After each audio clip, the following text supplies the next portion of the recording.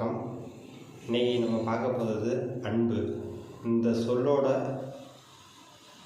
பொருள் விளக்கத்தை பற்றி தான் நம்ம பார்க்க போகிறோம். இப்போ அன்பு உயிர்கள் அனைத்துக்கும் பொதுவானது. ஓரறிவு முதல் 6 அறிவு வரை உள்ள எல்லா உயிர்களும் அன்பு செலுத்துகிறது. அந்த அன்பு எப்படின்னா அவரவர் இனத்துக்குள்ளேயே அது அன்பு செலுத்துகிறது. ஒரு தாயாகப்பட்டவர் தன் பிள்ளைகள் மேலே அன்பு செலுத்துகிறாங்க. அதே மாதிரி தான் ஒவ்வொரு உயிரும் தன்னுடைய இனத்துக்கு அன்பு செலுத்துகிறாங்க. ஆனால் மனிதன் ஆகப்பட்டவன் மட்டும்தான் அனைத்து உயிர்களையும் அன்பு செலுத்தக்கூடிய அறிவு இந்த மனிதனுக்கு மட்டும் இருக்குது. அப்படி அன்புனா என்னன்னா, ஒரு உயிருக்கு அடிப்படையான தேவை என்பது உணவு, இருப்பிடம், சுற்றுச்சூழல், உடல் ஆரோக்கியம் எல்லாம் அனைத்தும்.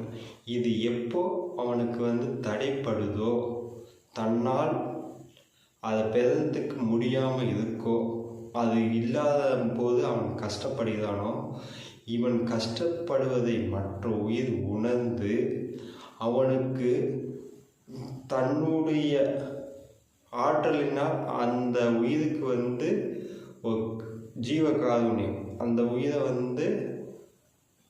உதவி செய்வது, அதுக்கு பேர் தான் அன்பு.